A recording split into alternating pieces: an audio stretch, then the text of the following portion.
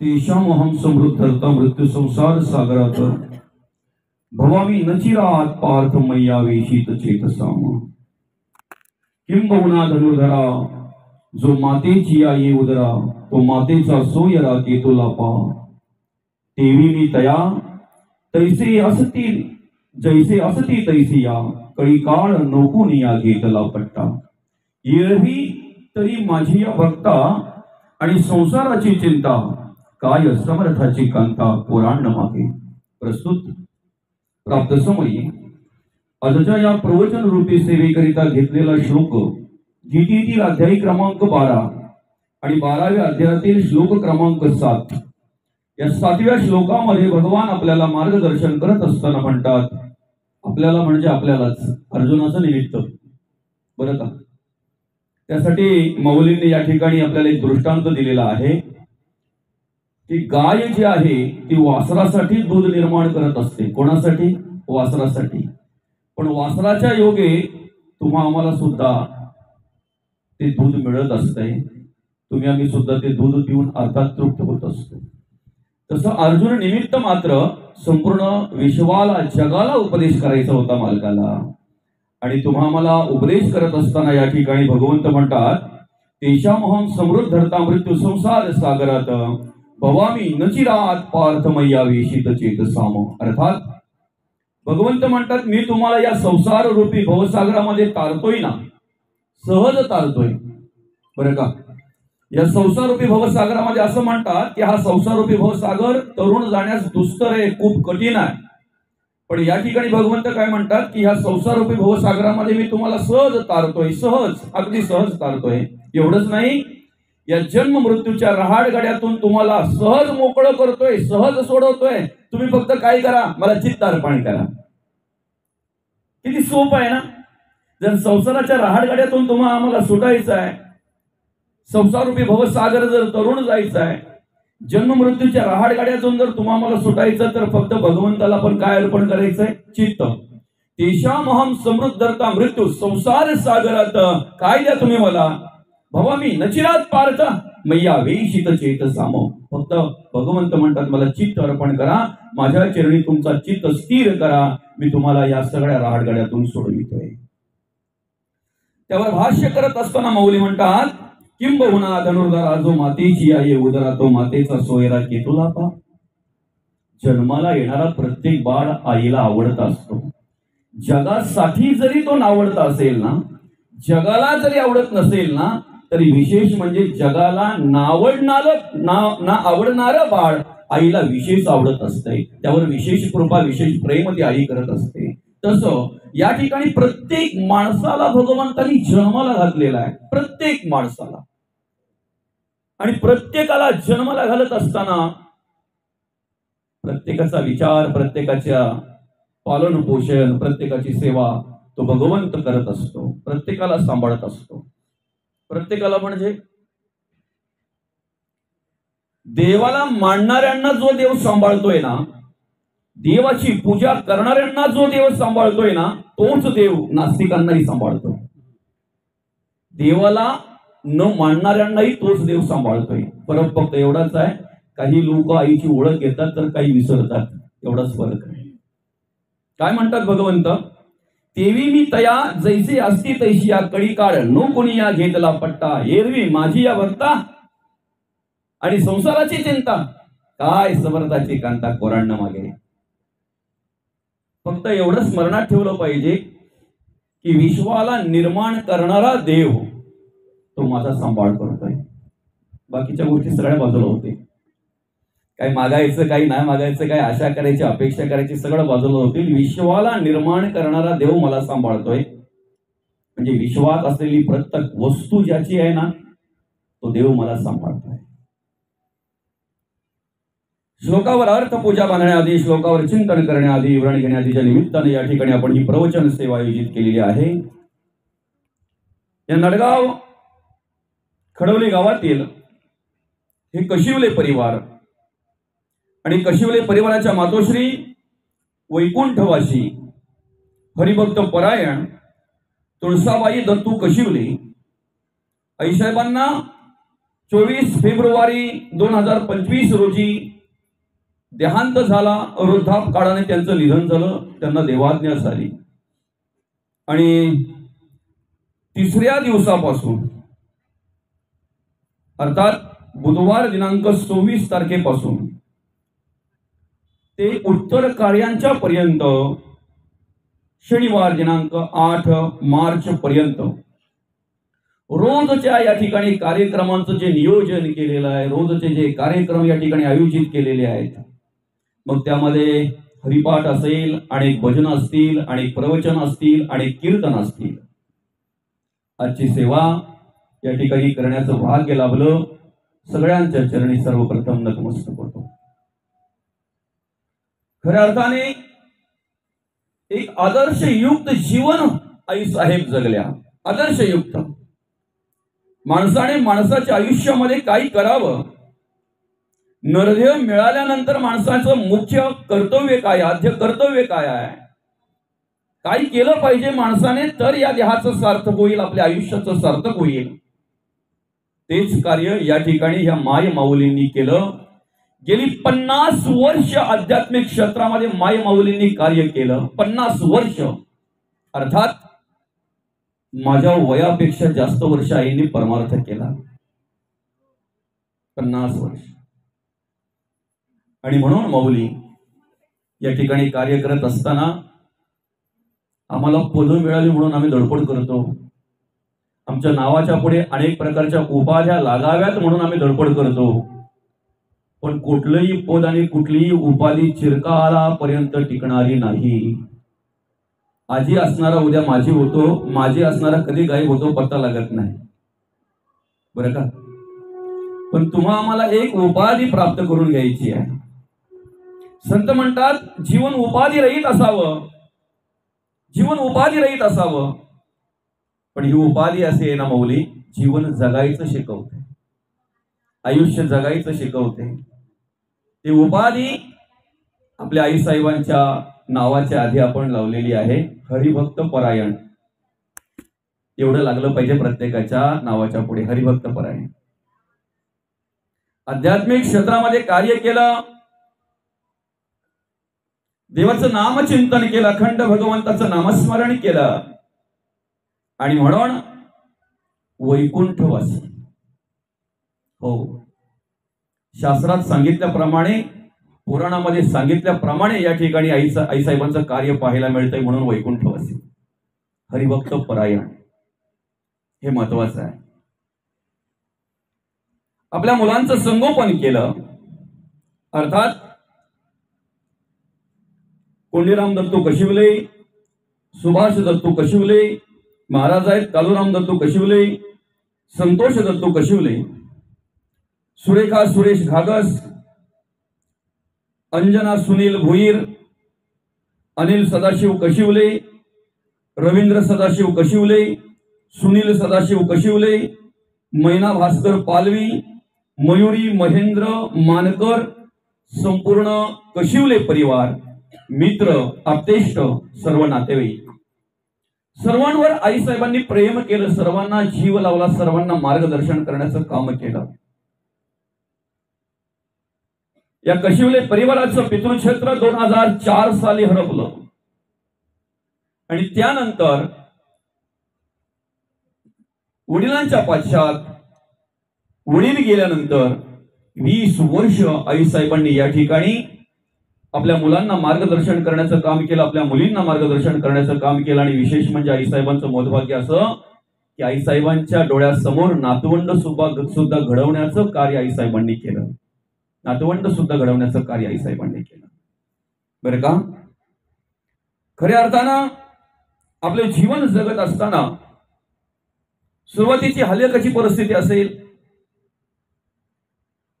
कारण पूर्वी माणसाकडे पैसा नव्हता माऊली, घरं लहान होती पण मनं खूप मोठी होती.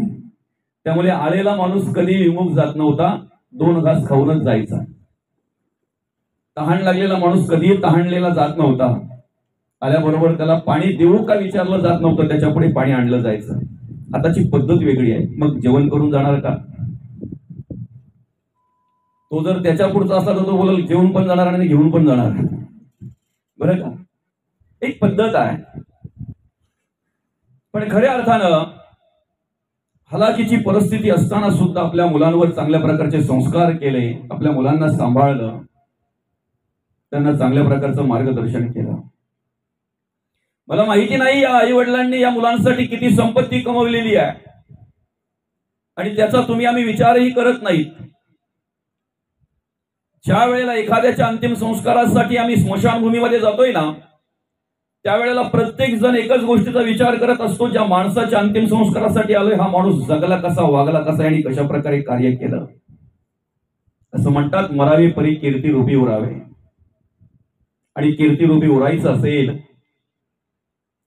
तर संपत्ती बरोबर संस्कार हे निर्माण केले पाहिजेत, संस्कृतीची जाणीव ठेवली पाहिजे. आणि ते संस्कृतीचं दर्शन आम्हाला वृद्ध माणसांकडे होत आहे, वृद्ध माणसांकडे होते संस्कृतीचं दर्शन. आणि म्हणून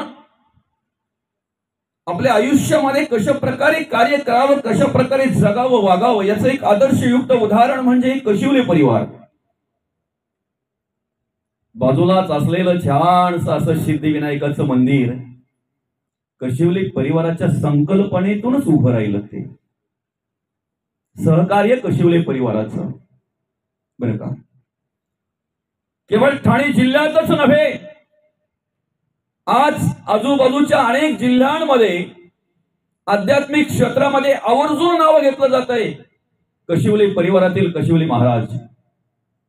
हा संपूर्ण कुटुंब, हा परिवार आध्यात्मिक क्षेत्र असेल, सामाजिक क्षेत्र असेल, शैक्षणिक क्षेत्र असेल, विविध प्रकारच्या क्षेत्रामध्ये अतिशय उल्लेखनीय काम या परिवाराचं आपल्याला पाहायला मिळत आहे. सिद्धिविनायक मंदिर श्री क्षेत्र खडवली ते श्री क्षेत्र अलंकापुरी अर्थात आळंदी पायी दिंडी सोहळ्याचं जे नियोजन केलेलं आहे त्याचे मार्गदर्शक आणि ज्यांच्या संकल्पनेतून तो दिंडी सोहळा आपल्याला पाहायला मिळतो.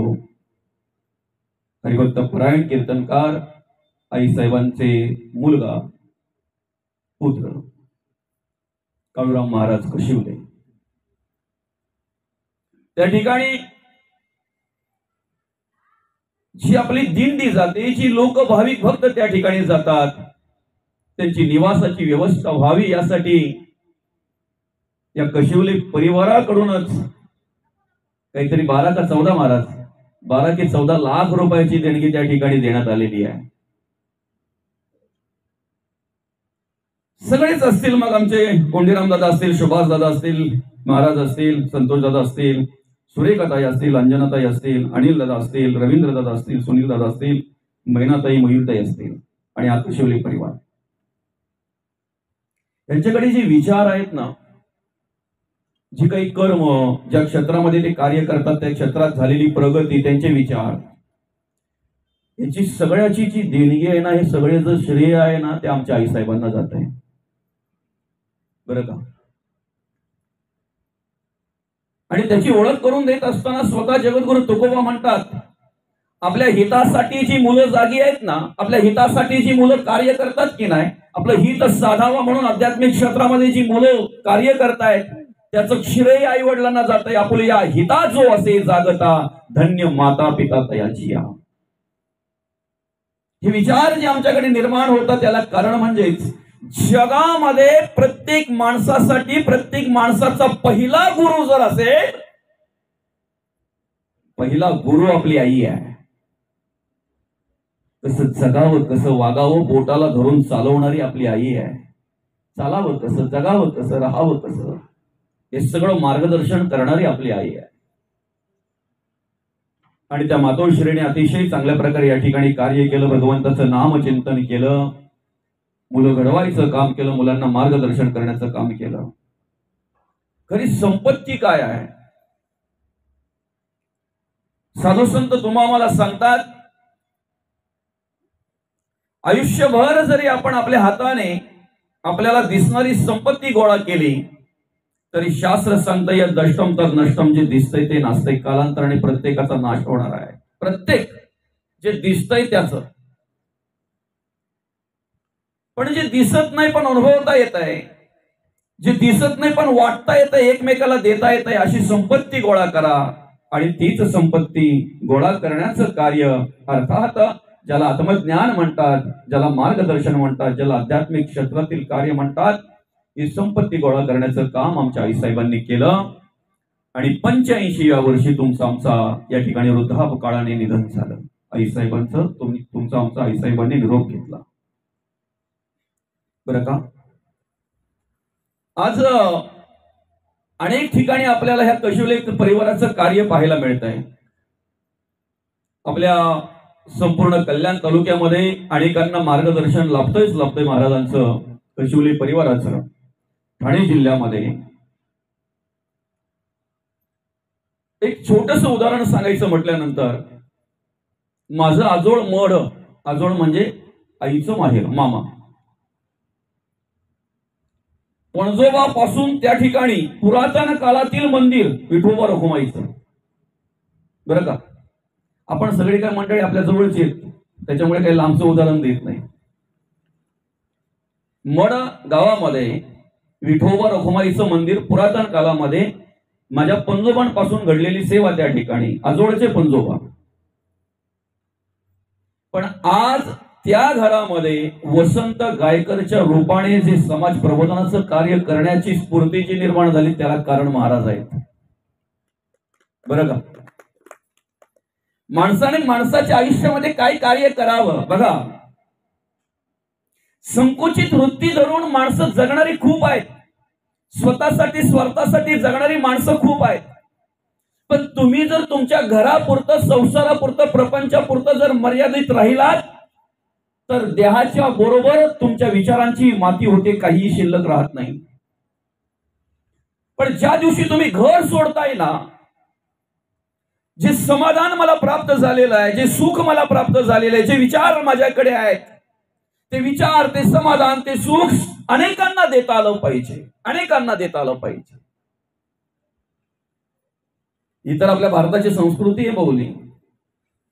आपल्या हिंदुस्थानच्या संस्कृतीची ओळख करून देत असताना असं म्हटलं जात आहे, तुम्ही जे कमवितायत, तुम्ही जे मिळवतायत, ते तुमच्या पोटासाठी, स्वतःसाठी खातायत, स्वतःसाठी वापर करतायत, याला प्रकृती म्हणतात. प्रकृती म्हणतात याला. आज या कलियुगामध्ये अशी काही माणसं आम्हाला पाहायला मिळतात की स्वतःच्या स्वार्थासाठी दुसऱ्याचं ओरबडून खाणारी माणसं आम्हाला समाजामध्ये पाहायला मिळतात. पण स्वतःच्या स्वार्थासाठी स्वतःचं टीचभर पोट भरावं म्हणून जर दुसऱ्याचं ओरबडून खात असाल, तर याला विकृती म्हणतात. पण आम्ही आमच्या जवळ कमवलेलं, आमच्या घामाने कष्टाने जे काही मिळवलेलं ज्ञान असेल व अन्न असेल, ते आमचं पोट भरता भरता आमचं मन समाधानी होता होता इतरांच्याही समाधानाचा विचार आम्ही करतोय ना, याला हिंदुस्थानची संस्कृती म्हणतात. याला खऱ्या अर्थाने हिंदुस्थानची संस्कृती म्हणतात. आणि म्हणून आम्ही काय करायचंय, चालत राहायचंय. एक त्या पायी दिंडी सोहळ्याचा जर विचार केला तर अनेक माणसं त्या ठिकाणी घडवण्याचं काम महाराजांनी केलंय आणि घडवतायत, पुढे घडणार आहेत. अनेक मुलं त्या ठिकाणी, तरुण मुलं चांगल्या प्रकारे घडलेली आहेत, घडतायत.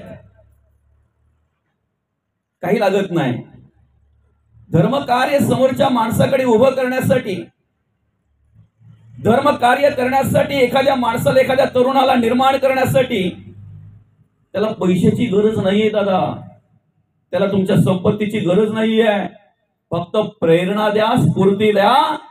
तुमच्याकडे पाहून पाहून लोक बरोबर कार्य करायला लागतील. आणि आज एक प्रत्यक्षात उदाहरण आपल्याला पाहायला मिळते. प्रत्यक्षात उदाहरण, काही लागत नाही. बरं का, कधीतरी महाराजांना फोन केल्यानंतर महाराजांना जर सांगितलं, महाराज काय असेल तर मार्गदर्शन करत चला, महाराजांचा एक शब्द असतो, महाराज बरं का काय म्हणतात माहिती, महाराज अपेक्षा ठेवू नका, जे मिळेल त्यात समाधान माना. बरं का, उपदेश महत्वाचा आहे, काही लागत नाही माणसाला. पण अशा प्रकारचे उपदेश जर असले ना, तुम्ही खूप पुढे जाल, तुमची खूप प्रगती होईल. अतिशय चांगल्या प्रकारे मार्ग चालू आहे. फक्त काय करा, अपेक्षा ठेवू नका, जे मिळेल त्यात समाधान माना. आणि त्याच पावलावर पाऊल ठेवून चालणारे आम्ही तरुण आहात. आम्ही जी काही मंडळी आज चालतोय त्याला कारण म्हणजे अशा माणसांचा उपदेश ज्या वेळेला प्राप्त होतोय ना, त्यावेळेला आपोआप ती स्फूर्ती येत असते, आपोआप ती प्रेरणा मिळत असते. एक साधू ज्या वेळेला त्यांच्या त्या शिष्यांच्या बरोबर असे फिरायला निघाले, फिरायला म्हणजे आपल्यासारखे फिरायला नाही बरं का, नदी जशी वाहताना शोभून दिसते की नाही, नदी शांत असलेली शोभून दिसते का? नाही ना. नदी वाहताना शोभून दिसते, तसं साधू चालताना शोभून दिसतो. साधू एका जागी बसू नये.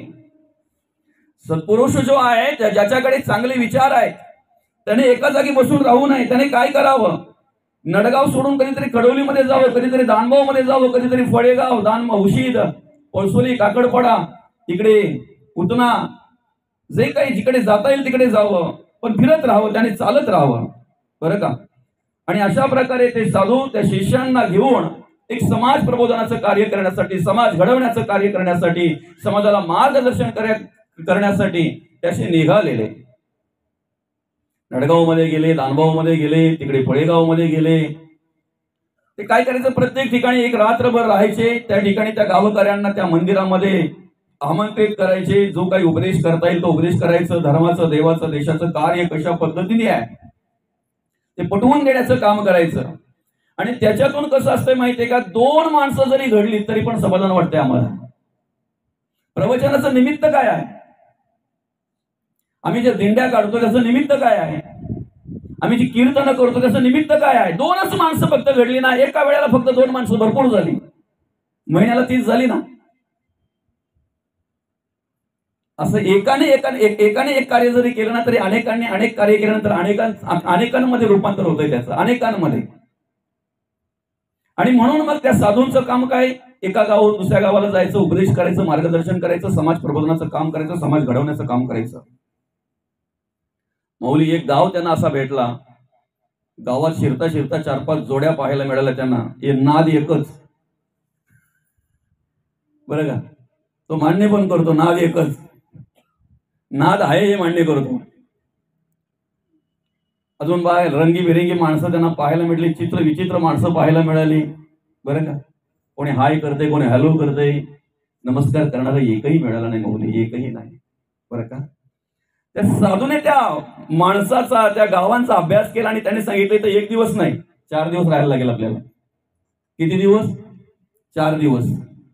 कारण इथं एकही तसा दिसत नाही, आमच्या जातीचा एक पण नाही. इथे निर्माण करायचे म्हणजे थोडा वेळ लागणार आहे, आपण 4 दिवस थांबू. अहो, बसू पण दिलं नाही ना त्या साधूला गावामध्ये, ऐकताय का? त्या साधूना बसू पण दिलं नाही. जागा द्यायची, राहायचं, उपदेश करायचा तर लांबच गेला. गरजच नाही, आवश्यकताच नाही. आम्हाला देवाने काय कमी केलंय? म्हणजे आम्हाला कमी केलंय म्हणून करतोय का? बोलायची पद्धत बघा माणसाची काय असते. कधीतरी एखाद्याला सांगितलं ना, अहो आपल्या गावामध्ये आपल्या बाजूला हरिनाम सोहळा चालू आहे, एकदा तरी येऊन बसा, श्रवण करा, ऐका. ऐकल्यावर कळेल ना. त्या माणसांचं उत्तर काय ते माहिती? काय कमी केलं देवाने आम्हाला? म्हणजे जे जातात त्यांना कमी केलंय म्हणून जातात का? असो, हरकत नाही. त्या साधूला त्या ठिकाणी अशा प्रकारे ऐकायला मिळालं, महाराज आम्हाला या उपदेशाची गरज नाही, आम्हाला तुमच्या मार्गदर्शनाची गरज नाहीये. तुम्ही जे म्हणताय तेच आम्हाला काही माहित नाही. तुम्ही म्हणताय हरिपाठ, कशाला म्हणतात हरिपाठ? म्हणजे इथपासून सुरुवात होती त्यांची. राहू दिलं नाही साधूंना, गावाच्या बाहेर काढलं त्यांनी. तो गाव सोडता सोडता बऱ्याच अंतरावर गेले ते साधू. त्या गावकऱ्यांकडे पाहतात, ग्रामस्थांकडे पाहतात, त्या गावाकडे पाहतात, हात जोडतात आणि साधू काय म्हणतात माहितीये? तुमच्या गावातच तुमची भरभराटी हो. काय म्हणतात साधू? तुमच्या गावातच तुमची भरभराटी हो, भरभराटी हो तुमची. ते गाव सोडल्यानंतर दुसऱ्या गावात गेले, कुंभारपाडा समजा ना, बरं का. छान वातावरण होतं. ते 7-8 दिवसाचं ती कथा चालू होती. त्यावेळेला काय बघाल ते ना, आनंद. आणि गावची लोक या ठिकाणी यायची आणि शिस्त माऊली पाहायला मिळाली त्या ठिकाणी, बरं का. शिस्त पाहायला मिळाली. कार्यक्रम संपला रात्रीच्या वेळेला, 2-3 पंगती झाल्या आणि गावातल्या महिला एक बाजूला उभ्या होत्या, बरं का माऊली.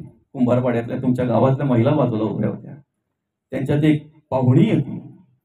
ती पाहुणी त्या महिलांना बोलते, चला आपण बसून घेऊ. 3 पंगती झाल्या, त्या महिलांचा शब्द ऐकून मलाही आनंद वाटला. काय बोलल्या माहितीये का? जोपर्यंत पाहुणी होत नाहीत ना तोपर्यंत आम्ही पंक्तीत जाऊन बसणार नाही. त्याला शिस्त म्हणतात आणि ही शिस्त आम्हाला त्या ठिकाणी पाहायला मिळाली. ज्या ठिकाणी हरिनाम सोहळा आहे, अनेक प्रवचनकार आहेत, कीर्तनकार आहेत, वेगवेगळ्या प्रकारचे कलावंत आहेत, आमच्या कार्तिक सारखे आध्यात्मिक क्षेत्रामध्ये कार्य करणारे अगदी लहानपणापासून, बरं का,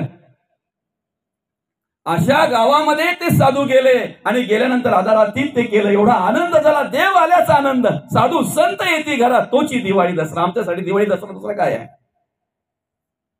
आमच्या विचाराची माणसं भेटली की तो दिवस आमच्यासाठी सणच आहे, सणच आहे, आनंदाचा दिवस. आदरातिथ्य केलं, पंचपक्वान्नाचं भोजन काय आणि काय काय अगदी मस्त. आता तिथे ती साधक मंडळी बोलायला लागली, महाराज तिथे 4 दिवस राहणार होतो ना, इथे राहू ना, जरा व्यवस्था चांगली वाटते. त्यावेळेला साधू म्हणतात, दादा चलता साधू और बहती नदी, गंगा बहती और चलता साधू अच्छा लगता है. चालणारा साधू दादा चांगला शोभून दिसतो आणि वाहणारी नदीच शोभून दिसते. त्यामुळे आपण कितीही जरी चांगली व्यवस्था आपली झाली तरी तिथेच थांबायचं नाही दादा. नडगाव झाला, अजून कडोलीत जायचंय, तिकडे आण्याला जायचंय, सोरला जायचंय, पडग्यापर्यंत पोहोचायचंय आपल्याला. आणि झालं, अतिशय चांगल्या प्रकारे कार्यक्रम त्या ठिकाणी संपन्न झाला. तो गाव सोडता सोडता ऐका, सात्विक विचाराची माणसं, 3-3, 4-4 प्रवचनकार, 3-3, 4-4 कीर्तनकार, कलावंत माणसं सगळी, हरिपाठ मंडळ म्हणाल तर अरे बापरे, महिलांपासून पुरुषांपासून सगळी आनंदी आनंद. काय म्हणाल ते. गाव सोडता सोडता त्या गावाकडे बघितलं, त्या साधूने त्या ग्रामस्थांकडे बघितलं, त्या भाविक भक्तांकडे बघितलं, हात जोडले आणि हात जोडल्यानंतर काय बोलले माहितीये का? तुमचा गाव ओस पडो. जिथे काहीही मिळालं नाही त्यांच्याकडे हात जोडून साधू म्हणाले, तुमच्या गावात तुमची भरभराटी हो. आणि जिथे सगळं काही मिळालं ते गाव सोडता सोडता साधू म्हणतात, काय तुमचा गाव ओस पडो. आमच्यासारखे साधक होते ते विचारच करत बसले, काय चाललंय, काय ऐकतोय, काय राहतच नाही. म्हणून काही अंतरावर गेल्यानंतर साधकांनी विचारलं, महाराज विचारू का? म्हणे विचारा ना. असं का? म्हणे ज्या ठिकाणी काहीही मिळालं नाही त्यांच्या गावात त्यांची भरभराटी हो, आणि ज्या ठिकाणी सगळं काही मिळालं, आध्यात्मिक विचाराची माणसं, देवाचं देशाचं धर्माचं कार्य करणारी माणसं, आणि त्या ठिकाणी तुम्ही म्हणता तुमचं गाव ओस पडो. असं का? साधू म्हणतायत, व्यसनाधीन झालेली माणसं, वेगवेगळ्या प्रकारचा नाद असलेली माणसं, अधर्माने वाटचाल करणारी माणसं, अनितीने जगणारी माणसं गावाच्या काय घराच्या बाहेर नाही पडतील तरच बरी, त्यांच्या घरातच त्यांचा पुरावा. कारण ज्या नाक्यावर जाऊन बसतील ना त्या नाक्यावर 5 जण बिघडवल्याशिवाय राहणार नाहीत. मौली काही टोली असते गावामध्ये, संध्याकाळी 4-5 घ्यायचे तरुण एखाद्या माळावर जायचं, त्यांना लत लावून टाकायचे, त्यांना नाद लावून टाकायचं, दुसरे 5 घ्यायचे असतात ना काही गावामध्ये. यांच्यासाठी साधू म्हणतात हे घराच्या बाहेरच नाही पडतील तर बरे, बरं का. आणि ज्याच्याकडे आध्यात्मिक विचार आहेत, ज्याच्याकडे दैवाचं देशाचं आणि धर्माचं कार्य करण्याची वृत्ती आहे, सद्बुद्धी आहे, अशी माणसं घरात थांबू नये दादा. त्यांचा गाव ओस पडो. कारण त्यांनी नडगाव सोडलं तर उशीत मधली 4 घडतील ना. महाराज जर उशीत मध्ये आलेच नाहीत, अजून काय 4 गावात गेलेच नाहीत माऊली, तर तिथली 4 माणसं घडतील का? जेव्हा जातील तेव्हा घडतील ना. म्हणून त्यांचा गाव ओस पडला पाहिजे का? असे कलावंत आम्हाला गावागावात निर्माण करायचे, असे आध्यात्मिक विचाराची माणसं आम्हाला गावागावामध्ये उभी करायची, निर्माण करायची आहेत. म्हणून सद्विचाराच्या माणसाने, साधू पुरुषाने कधी घरात थांबू नये. अशा प्रकारचं कार्य या कशिवली परिवारामध्ये आईसाहेबांच्या आशीर्वादात आम्हाला पाहायला मिळत आहे. म्हणून तर इथे भगवंत आम्हाला मार्गदर्शन करतात ना. आज वित्ताला महत्व देणारी माणसं अनेक तुम्हाला आम्हाला पाहायला मिळतात. अहो एवढी रजोगुणी माणसं ना, त्यांना काही सांगा ना, पहिले त्यांचं उत्तर असतंय काय भेटेल सांगा, तुमच्या बरोबर येईल ना मी, काय मिळेल ते सांगा. तुम्हाला संसारामध्ये प्रपंचामध्ये वित्ताला महत्व आहे, पण अध्यात्मामध्ये चित्ताला महत्व आहे. म्हणून तर माऊली म्हणतात ना, चित्त नाही नामी तरी ते व्यर्थ.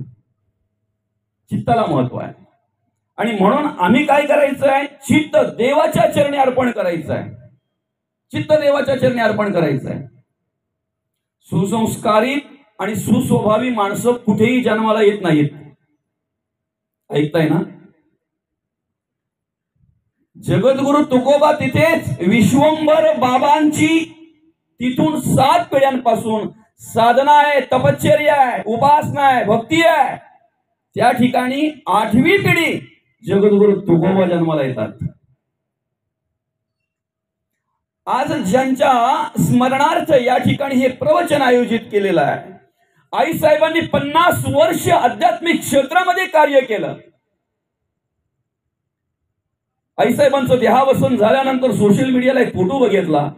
तो फोटो बघितल्यानंतर असं मनामध्ये आलं का प्रत्येक महिलेचा, प्रत्येक पुरुषाचा असा एक फोटो गेल्यानंतर पाहता आला पाहिजे. एखाद्या दिंडीमध्ये सहभागी झालेला, एखाद्या आध्यात्मिक क्षेत्रामध्ये सहभागी होऊन आणि मस्त की त्या भजनाचा आनंद घेतोय आपण. बरं का? दिंडीतलाच फोटो असेल मला तरी वाटतंय तो. आनंद वाटला, आनंद वाटला. आईसाहेबांनी काय केलं, आयुष्यामध्ये काय कमवलं, काय कार्य केलं. नुसतं फोटो जरी बघितलं ना तरी त्याच्यातून कळतंय ही खरी धन दौलत आहे, ही खरी संपत्ती कमवायची आपल्याला. आज एवढासा कार्तिक आहे. ह्या कशिवली परिवाराचे अजून लहान लहान मुलं आहेत बाकीची. बघा ना किती सुस्वभावी, कशा प्रकारचे विचार त्यांच्याकडे पाहायला मिळतात. आता खरं तर कार्तिकने अभ्यासाकडे विशेष लक्ष द्यायला पाहिजे. 10वी येणार बेटा, कितवी? 7वी आहे. पण कुठे हरिनाम सोहळा असला, कुठे भजन असलं, कुठे कीर्तन असलं, कुठे हरिपाठ असला की त्या ठिकाणी आवर्जून असतोच असतो. विशेष म्हणजे महाराजांना कधीतरी टाळून त्याला निघावं लागतंय. ही खरी संपत्ती माऊली. हे खरे संस्कार आहेत, खरे संस्कार आहेत. ऐका, एक 7-8 दिवसापूर्वी एका ठिकाणी प्रवचन झालं माझं. मी पुराणातल्या गोष्टी सांगत नाही बरं का, चालू वर्तमान कालात. एक 7-8 दिवसापूर्वी प्रवचन झालं. 21 वर्षाचा मुलगा गेला माऊली, व 21 वर्षाचा मुलगा, आणि ऍक्सिडेंट, अपघाताने गेला. आज जे तरुण जातात ना, 20 वर्षापासून तर 30 वर्षापर्यंत जे तरुण जातात ना, त्यांचा अभ्यास करा. 80% अपघाताने जातात. 80%, 15% आत्महत्येने, आणि फक्त 5% नैसर्गिकरित्या मृत्यू होतो. सर्वे करा, तुम्ही अभ्यास करा. मी एक अर्धा तास लवकर गेलो त्या ठिकाणी. अर्धा तास लवकर गेलो. त्या वडिलांच्या जवळ बसलो. एकुलता एक मुलगा आई बापाला, एकुलता एक मुलगा. त्या बापाने सुरुवातीपासून ती इतिहास, ती स्टोरी त्याची सांगायला सुरुवात केली. नाक्यावर काम करणारा तो बाप, घाम गाळला, मेहनत केली, धंदा चालू केला, व्यवसाय चालू केला. बाईलाही बसू दिलं नाही, बाईलाही एक व्यवसाय सुरू करून दिला त्याने. दोघांनी घाम गाळला, हाडाची काढ केली, रक्ताचं पाणी केलं. एकुलता एक मुलगा तळ हाताच्या फोडाप्रमाणे जपला, वाढवला, घडवला. त्याच्यासाठी कधी काही कमी केलं नाही. नाक्यावर काम करणाऱ्या माणसाने एवढं मोठं साम्राज्य निर्माण केलं की त्या मुलाने आयुष्यभर जरी बसून खाल्लं असताना, बसून, घराच्या बाहेर पडायची गरज नाही माऊली त्याला. एवढं मोठं साम्राज्य उभं केलं त्या बापाने. पण डोळ्यामध्ये अश्रू आणून शेवटी मान्य केलं, महाराज फक्त संपत्तीच कमवली, मुलाकडे लक्ष देता आलं नाही. ह्या नादामध्ये, या संपत्तीच्या नादामध्ये मुलाला खूप कमवून ठेवायचंय, खूप कमवून ठेवायचे, त्याला घराच्या बाहेर जायची गरजच लागली नाही पाहिजे. ह्याच नादामध्ये दोघांनी मेहनत केली, अहो रात्र मेहनत केली. मान्य केलं त्या बापाने, महाराज एवढी संपत्ती कमवली, एवढी संपत्ती कमवली की माझ्या मुलाला त्याच्या आयुष्यात तरी घराच्या बाहेर जायची गरज लागली नसती, घरामध्ये पैसे आले असते. त्यांनी ती व्यवस्था सगळी सांगितली. पण शेवटी सगळ्याला किंमत शून्य का? संपत्ती कमवली रे, पण संस्कार निर्माण करता आले नाही. संस्कार निर्माण करता आले नाही. एकुलता एक हातचा मुलगा गेला. ऐका ना, नैसर्गिक, नॅचरली जर त्याला मृत्यू आला असता तर काही वाटला नसता. त्यांनी ते सांगितलं हकीकत. आपल्यालाही माहित नाही माऊली, तुम्हाला माहित आहे का रात्रीचे मडक्यामध्ये चहा भेटतो? ऐकलंय कधी? मीही ऐकलेलं नव्हतं. आणि तो चहा ही तरुण मुलं प्यायला जातात रात्रीचे मडक्यामध्ये चहा. काय असतंय त्याच्यामध्ये, काय तर त्यांचं त्यांना माहिती.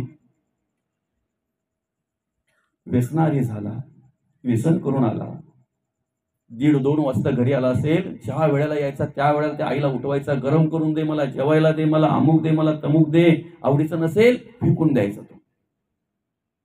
म्हणून कसं असतंय माहितीये का, मडका ओला आहे तेव्हाच त्याला आकार देता येतो. एकदा तो सुकला ना तडा जातात, त्याला तडा जातात, मग नाही आकार देता येत त्याला.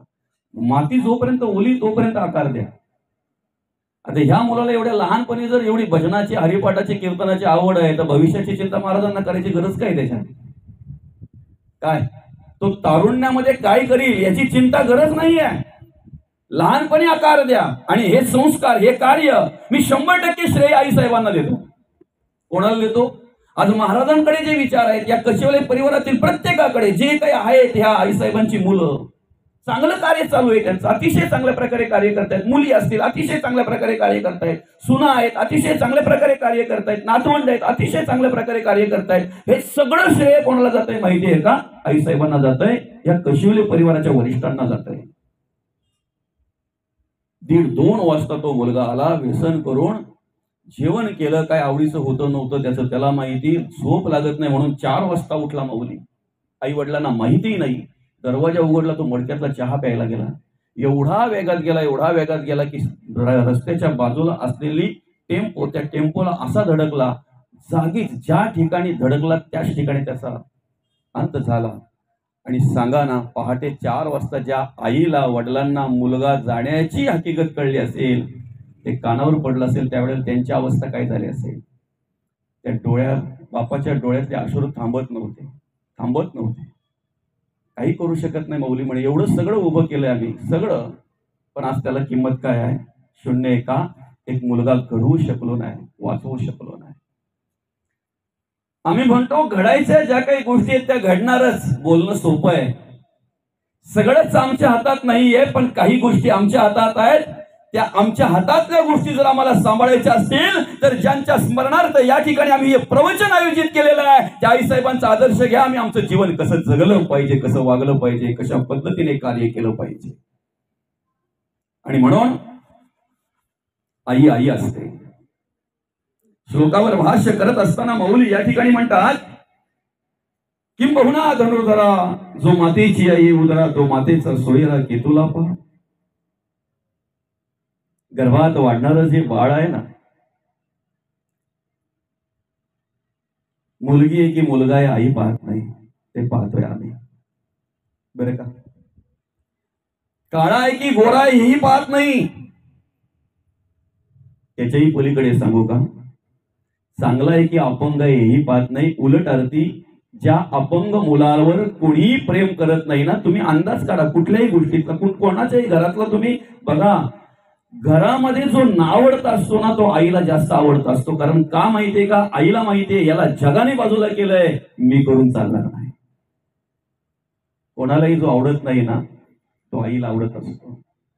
एखाद्याला जर घरातल्यांनी वेडा ठरवला ना माऊली, वेडा, एखाद्याला जर घरातल्यांनी वेडा ठरवला, तर त्या वेड्यावर जास्त प्रेम आईचं असतंय. कारण आईला माहितीये जग जरी वेडा बोलत असेल ना, तरी माझं बाळ माझ्यासाठी शहाणा आहे. म्हणून आईसारखं दैवत नाही म्हटलं जातंय. आईसारखं दैवत. एकदा काय तिला कळलं ना की गर्भधारणा झालेली आहे, मग त्यावेळेला तिचं आपल्या शरीरावरचं प्रेम, आपल्या देहावरचं प्रेम, स्वतःवरचं प्रेम कमी होत आहे. आतापर्यंत आई आवडी निवडीच्या गोष्टी खायची, तिच्या पतीला सांगायची मला अमुक खायचंय, मला तमुक खायचंय, आपण असं करूया, आपण तसं करूया. गर्भामध्ये वाढत असलेल्या त्या बाळाला अधिक काळजी ती आई घेत असते त्या बाळाची. 4-6 महिने गेले, पंगतीमध्ये ती आई बसलेली आहे जेवायला. 4-6 महिने माऊली तिला जी वस्तू खायला मिळाली नाही तिच्या आवडीची, ती पात्रात बघितल्याबरोबर त्या आईच्या जिभेला पाणी सुटलं, तोंडाला पाणी सुटलं. हातामध्ये ते घेतलं, घासामध्ये ते घेतलं, तो पदार्थ काय होता, ती वस्तू जे काय होतं ते घास तोंडापर्यंत आला. तेवढ्यात आईला कळलं, हा जर खाल्लं हा पदार्थ जर मी खाल्ला, हे जर मी खाल्लं तर माझ्या बाळाला त्रास होईल. तोंडाजवळ आलेला घास आई बाजूला काढून ठेवते, नको.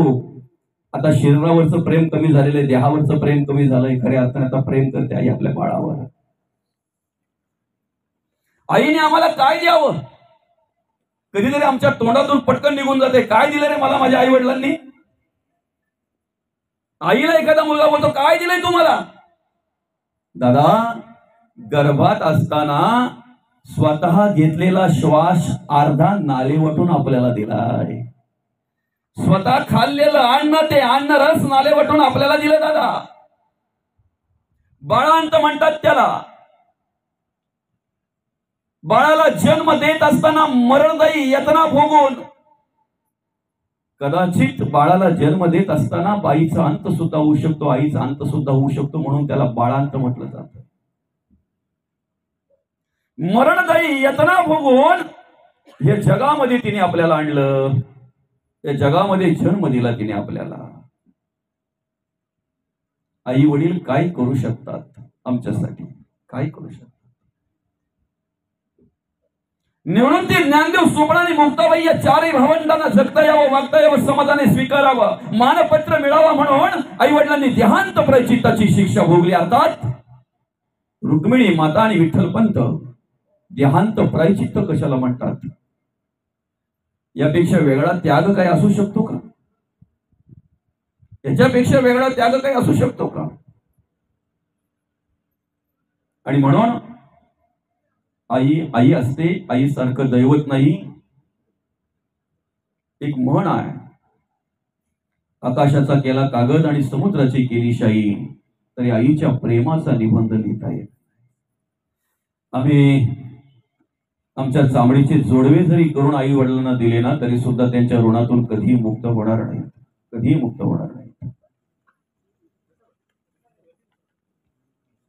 खऱ्या अर्थानं या ठिकाणी त्या आईच्या विषयी म्हणत असताना महाराज म्हणतात, किंबहुना धनुर्धरा जो मातीची आहे उदरा, तो मातेचा सोयरा की तुला पण. कसाही जरी असला तरी आईला आवडताच असतो, आईला आवडत असतो, बरं का. त्या मुलाला एकदा सकाळी उठण्याच्या आधी आई काय करते माहिती आहे का. तिला माहिती आहे माझं बाळ उठणार आहे थोड्या वेळामध्ये, त्याच्या आधी मला सगळं आवरायचं आहे. सगळं आवरत असते ती, घरातलं सगळं आवरत असते. भांडी कुंडी, कपडे धुणं, सगळं सगळं सगळं सगळं हे सगळं करत असताना की नाही, तिचे केस अस्ताव्यस्त झालेले असतात, तिचे कपडे इकडे तिकडे झालेले असतात. अर्थात काही हाताला काही लागलं की ती साडीला असं ते वेळ नसतो ना तिला, ते कपडा घ्यायला सुद्धा वेळ नसतो. का, मला पटपट आवरायचं आहे. एकदा माझं आवरून झालं ना, मग बाळ उठल्यानंतर मला बाळाच्या बरोबरच राहायचंय. बाळ उठायच्या आधी मला हे सगळं आवरायचं आहे. ऐका, ते बाळ उठलं ना की मग ती छान अशी जवळ घेते, त्याला आंघोळ घालते. बाळाला माहिती नसतंय की ती सुगंधी साबण माझ्यासाठी वापरलेला आहे. बाळासाठी महत्वाचा नाहीये, तो आईसाठी महत्वाचा आहे. त्याचा सुगंध आई घेत असते, आई घेत असते त्याचा सुगंध, बरं का. बाळाला काय माहितीये कुठला साबण आहे, किती महागडा आहे, ते नाही माहिती. त्याचा आनंद आई घेत असते. छान अशी आंघोळ झाली की ज्या बाळाला शी सू कुठे करायची, कधी करायची हे माहिती नाही, त्या बाळाला नवीन कपडे आई घालते. ते कपडे आईच्या आवडीचे असतात. ऐका ना, जी आई आतापर्यंत स्वतःच्या मेकअपसाठी वेळ घालवायची, स्वतःचं सुशोभीकरण करण्यासाठी वेळ घालवायची, तीच आई आता त्या बाळाला मांडीवर घेते, छान अशी पावडर लावते, गंध लावते, हळूच असा बाजूला कुठेतरी काळा टिपका ठेवून देते. का, माझ्या बाळाला कोणाची नवे नवे माझीच नजर लागता कामा नये. आणि एकदा त्या बाळाची तयारी झाली ना, स्वतःचे केस मात्र अस्तव्यस्त आहेत, कपड्याकडे लक्ष नाही आईचा, चेहऱ्याकडे लक्ष नाहीये, पण तिला आनंद काय असतो माहितीये का. आता सांगा, त्या बाळाला काही कळतंय का मला कुठली पावडर लावली, ती सुगंधी आहे की काय आहे, किती भारी आहे, ती अजिबात काही माहिती नसते. पण ऐका, तो आनंद आई घेत असते. खऱ्या अर्थाने त्या बाळाच्या आनंदामध्येच आनंद आईला असतो, बाळाच्या आनंदामध्येच आईला आनंद असतो. एखाद्या विचारलं मला, दादा आईचं प्रेम काय असतंय हो. विचारल्यानंतर समोरच लांबवर अशी नजर टाकली. एक गुराखी कळपातल्या एका गायीला घरी येण्यासाठी अडवत होता, घरी न यावं म्हणून. ती गाय विचारी की ना त्या कळप सोडून घराच्या दिशेने निघत होती. तो गुराखी अडवत होता का, कशासाठी अडवत होता? या गायीने राहावं, चरावं, थोडा चारा घ्यावा, पोट भरून चारा खावा आणि मग या कल्पाच्या बरोबरच जावं, इतर गुरांच्या बरोबरच जावं. पण ती गाय काही केल्या राहत नव्हती. तो अडवण्याचा प्रयत्न करतोय, ती निघण्याचा प्रयत्न करते. तो अडवण्याचा प्रयत्न करतो, ती निघण्याचा प्रयत्न करतो. शेवटी धावपळ धावपळ धावपळ धावपळ करत करत करत करत एवढी पळत आली. ती आल्यानंतर ज्या वेळेला ती गोठ्यामध्ये वासराच्या समोर येऊन उभी राहिली ना, तेव्हा शांत झाली. अर्थात काही अंतरावर असलेला माझा वासरू, त्याला भूक लागलेली आहे ही काही अंतरावर असलेल्या त्या गायीला कळतंय आणि त्या बाळाची भूक भागवण्यासाठी तो गुराखी थांबवतोय, मारतोय, थांबवण्याचा प्रयत्न करतोय. पण तरी सुद्धा ती थांबत नाही. ज्या वेळेला धावपळ करत येऊन ती वासराच्या पुढ्यात उभ्या राहून ज्या वेळेला वासराला दूध पाहिजे की नाही तेव्हा शांत होते. याला आईची माया म्हणतात. त्याच्यातही कळलं नाही त्याला. म्हणे महाराज अजून व्यवस्थित कळलं नाही हो. 2 पावलं पुढे टाकल्यानंतर लहान लहान पिली होती, एका कोंबडीची मौली. एका कोंबडीच्या खाली लहान लहान पिली होती, अशी मस्त सुंदर दिसत होती. बरं का, त्याला म्हटलं दादा त्यातला एक पिला घेऊन ये ना, त्या कोंबडीचा एक पिला घेऊन ये. त्यालाही काही माहिती नाही. गेला, फक्त वाकला, त्या पिल्याला हात पण लावला नसेल, ती कोंबडी धावली आणि हा पळतोय. बरं का, आता बोलतो कळली आईची माया काय असते ती. जेव्हा कोंबडी धावल्यानंतर बोलतोय आता कळली आईची माया काय असते. आई कोणा म्हणून मी आईस हाक मारी, ती हाक येई काणी मज होय शोककारी. नोयेच हाक माते मारी कोणी कुठारी, आई कोणा म्हणून मी आई घरी ना दारी. आमची आई आजारी होती ना, काही काळ खाटमध्ये होती, खाटेत पडलेली होती. पण कालपर्यंत महाराज ज्या वेळेला आईला हाक मारायची ना, आई साथ देणारी आई आमची साथ तरी द्यायची रे. आता ती खाटही आहे, तो रूमही आहे. कधीतरी त्या रूम कडे, त्या खाटकडे बघितल्यानंतर महाराजांना वाटेल ना, मुलांना वाटेल ना, सुनेला वाटेल ना, नातवंडांना वाटेल ना, आजीला हात मारावी. सगळं आहे. पण त्या खाटेवर असणारी, आवाज देणारी आई आमची गेली ना, आई गेली आमची. म्हणून जोपर्यंत आई वडील आहेत तोपर्यंत हसत राहा, जवळ बसा, मनसोक्त बोला त्यांच्याशी, मनसोक्त बोला. म्हातारी बडबड करतात, काहीही बोलतात, काहीही सांगतात. अरे दादा, कुठलेही आई वडील कुठल्याही मुलाला काहीही कधीच सांगत नाही, कधीच नाही. हिताचाच उपदेश करतात. आणि वृद्धपणामध्ये माणसाला काही लागत नाही. तुमच्या घरात जर पंचपक्वान्न असतील ना, तर ती म्हातारी माणसं बाजूला करतात. बाजूला ठेवा, ते मला त्रास होतो, चटणी भाकरी द्या, काहीतरी नुसतं बटाटा वगैरे द्या, मला करू चालेल. त्यांना पंचपक्वान्नाची गरज नसते. सणासुदी नवीन जर तुम्ही कपडे आणले ना माऊली, तर ते वृद्ध माणसं येत ना घालत नाही, राहू दे, ते नंतर कामा येतील. याला काय झालंय? नवीन कपड्याची गरज नसते त्यांना. त्यांच्या जवळ बसा, 2 गोष्टी बोला, त्यात त्यांना आनंद वाटतो. आई बरं वाटतंय ना ग तुला? आई तुला काही हवं आहे का? कधीतरी बापाचा फोन आला तर मनसोक्त बोलत बसा, बापाशी मनसोक्त बोलत बसा, मन भरून बोलत बसा. कारण बऱ्याचशा जणांना बापाचा फोन येत नाही. आता वाट बघितली तरी येत नाही. कालपर्यंत महाराजांनी घराच्या बाहेर निघावं, कुठेतरी कार्यक्रमाला आईने जवळ यावं आणि महाराजांना सांगावं, बा लेका चाललाय ना, हळू जा हा, आणि हळू ये. ह्याच शब्दांमध्ये एवढं सामर्थ्य होतं की तेच शब्द आणि तेच सामर्थ्य आम्हाला बरोबर घेऊन जायचं आणि बरोबर घेऊन यायचं. आल्याबरोबर नुसतं आईला डोळ्यामध्ये बघितलं तरी समाधान वाटायचं. आता फोटोकडे बघितल्याशिवाय दुसरं काही उरलेलं नाही आमच्या हातात. म्हणून तर आम्ही बोलतोय ना, ईश्वर सत्तेपुढे इलाज नाही, ईश्वर सत्तेपुढे इलाज नाही. ज्या फोनवरून फोन करायची आई, मनसोक्त बोलायची, बाळा पोचला का रे, दादा पोचला का तू? फोन आहे ना दादा, पण बोलणारी आई आमची गेली.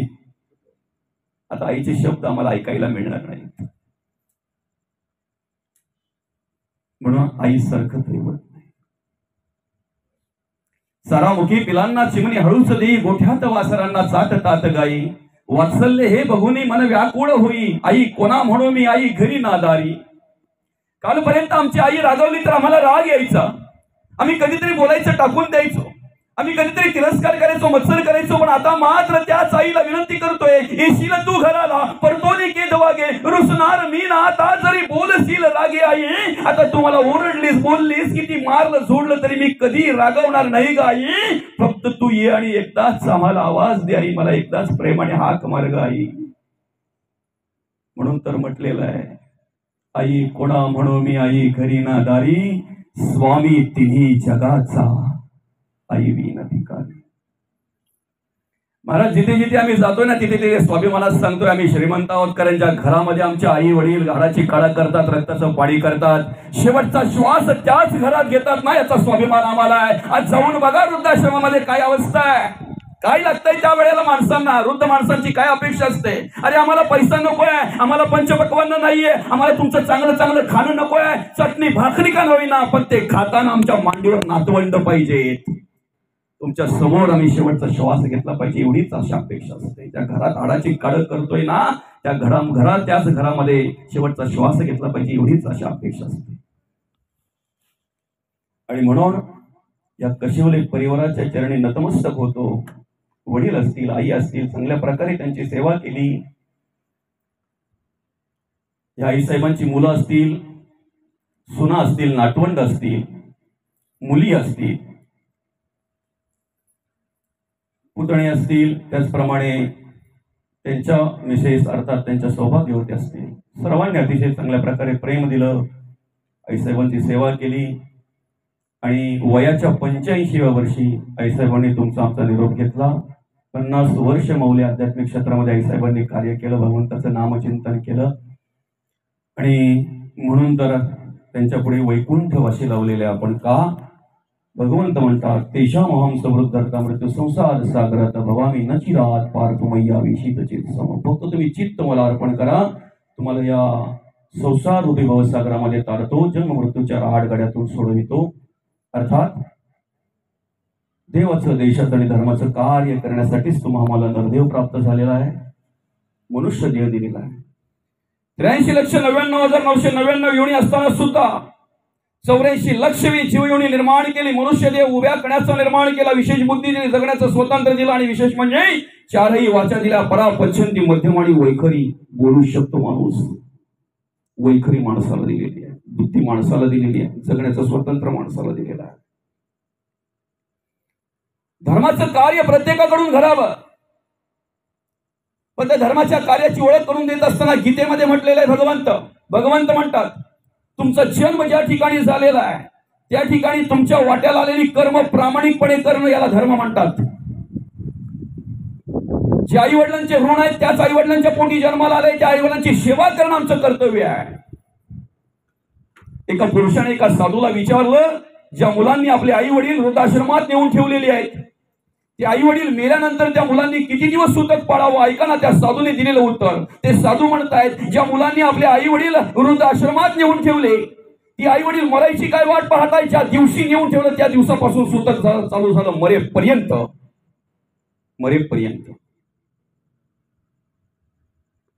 धर्माचं कार्य जर करायचं आहे ना, ज्या आई वडिलांचे ऋण तुमच्यावर आहेत त्याच आई वडिलांच्या पोटी तुमचा जन्म झालेला आहे. ज्या बाईचे ऋण आहेत, ज्या बाईवर ऋण आहेत, तीच बाई तुम्हाला प्राप्त झालेली आहे. ज्या हिंदुस्थानमध्ये आम्ही कार्य करतोय, ह्या हिंदुस्थानची संस्कृती आम्हाला शिकवते, यत्र नारी असते पूजनते रमणते तत्र देवता. ज्या ठिकाणी महिलांचा सन्मान केला जातो, ज्या ठिकाणी महिलांचा आदर केला जातो, त्या ठिकाणी सगळ्या प्रकारच्या देवता रममाण होत असतात. आयुष्यामध्ये 2 बायांचा सन्मान जर करता आला ना, तर सगळ्या बायांचा सन्मान आपोआप होतो. 9 महिने 9 दिवस जिने वाढवलं, घडवलं, मोठं केलं, रक्ताचं पाणी केलं, आपला अर्धा श्वास आम्हाला दिला, अन्न रस आम्हाला नाले वाटून दिलं, मरणदायी यातना भोगून जिने आम्हाला या जगामध्ये आणलं, जिच्यामुळे हा जग अनुभवतोय, जगामध्ये कार्य करतोय. जग दाखवणारी आई आणि आमच्यासाठी जग सोडणारी बाई, या 2 महिलांचा सन्मान जर करता आला ना, तर जगातल्या